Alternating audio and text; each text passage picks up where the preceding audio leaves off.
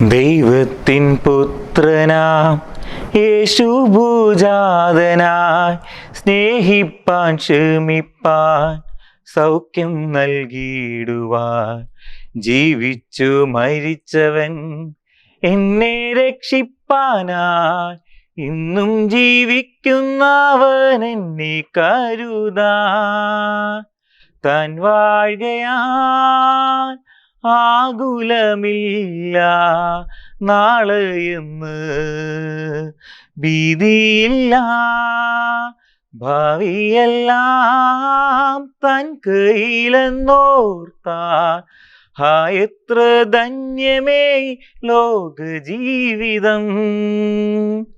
ദൈവത്തിൻ്റെ അതിപരിശുദ്ധ നാമം വാഴ്ത്തപ്പെടുമാറാകട്ടെ. കർത്താവിൽ പ്രിയരെ, വലിയ നോമ്പിൻ്റെ പകുതി ദിനങ്ങൾ നാം പിന്നിട്ടിരിക്കുകയാണ്. ഇന്ന് നമ്മൾ 30-ാം ദിവസത്തിലേക്ക് പ്രവേശിച്ചിരിക്കുകയാണ്. ഈ 30 ദിവസങ്ങൾ പിന്നിടുമ്പോൾ നമ്മുടെ ആത്മീയ ജീവിതത്തിലേക്ക് തിരിഞ്ഞു നോക്കേണ്ടത് ഏറ്റവും അനിവാര്യമാണ്. കാരണം ഇന്നത്തെ നമ്മുടെ തിരക്കേറിയ ജീവിതത്തിൽ നമ്മൾ ഓരോരുത്തരും ദൈവത്തിൽ നിന്ന് എത്രത്തോളം അകന്നുകൊണ്ടിരിക്കുന്നു എന്ന് ചിന്തിക്കേണ്ടിയിരിക്കുന്നു.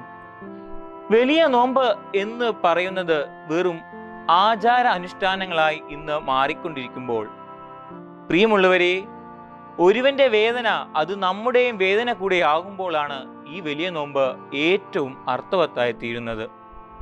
അല്പനേരത്തെ ദൈവവചന ധ്യാനത്തിനായി തിരഞ്ഞെടുത്തിരിക്കുന്ന ചിന്താവിഷയം എന്ന് പറയുന്നത് യേശു കരുണയുടെ സങ്കേതം, Christ the store house of Mercy എന്നാണ്.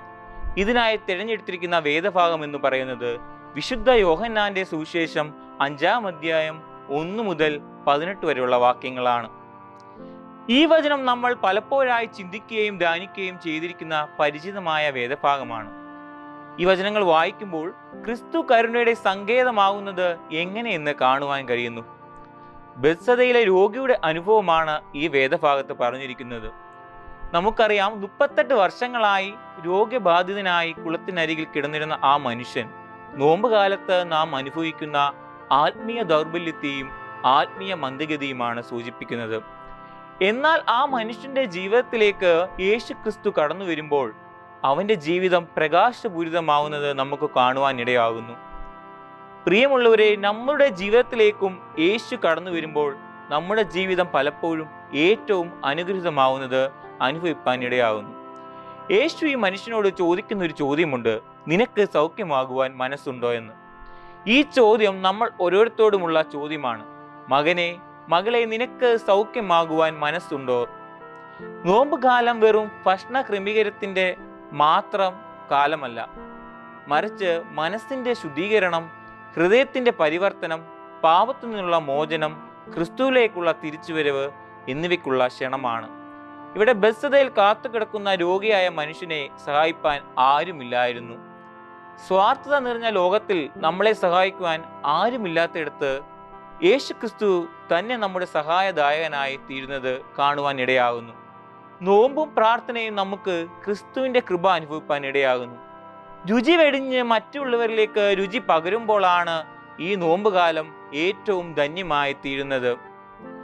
ഈ വചനഭാഗം നോമ്പുകാലത്ത് നമ്മെ ഓർമ്മിപ്പിക്കുന്ന 3 സന്ദേശങ്ങളാണ്. ഒന്നാമതായി, നോമ്പുകാലം ക്രിസ്തുവിനെ കാണുന്ന കാലം. നമ്മുടെ ദൗർബല്യങ്ങളും വീഴ്ചകളും അവൻ ഒരു നാളും മറക്കുകയില്ല.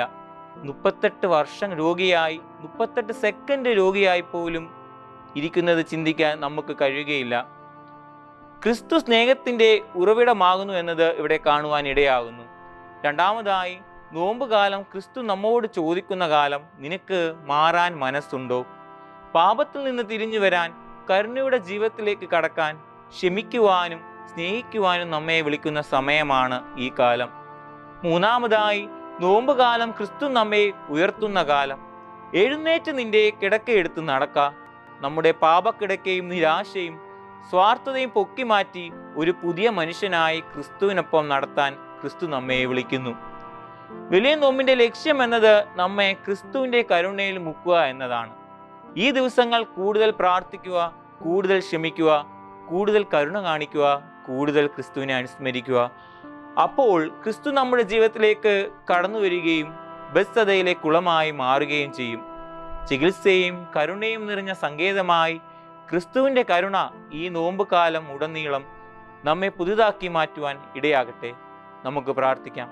കാരുണ്യവാനായ സ്വർഗസ്ഥ പിതാവാം ദൈവമേ, ഞങ്ങൾ ഇന്ന് കേട്ടതായി വചനത്തെ ഓർത്ത് പ്രാർത്ഥിക്കുന്ന കർത്താവെ, ക്രിസ്തുവിൻ്റെ കരുണയിൽ ഞങ്ങളെ അവിടുന്ന് നടത്തണമേ എന്ന് പ്രാർത്ഥിക്കുന്ന കർത്താവെ, രുചി പകരുന്നവരായി തീരുവാൻ, ഒരുത്തിൻ്റെ ദുഃഖത്തിൽ അവൻ്റെ കൂടെ ആയിരിക്കാൻ തക്കവണ്ണം ദൈവം നീ അവിടുന്ന് ഇടയാക്കണമെന്ന് പ്രാർത്ഥിക്കുന്നു. അവിടെ നിങ്ങളുടെ പ്രാർത്ഥന കേട്ടിരിക്കാൻ സ്തോത്രം. സകലമേശ്വരൻ നാമത്തിൽ തന്നെ.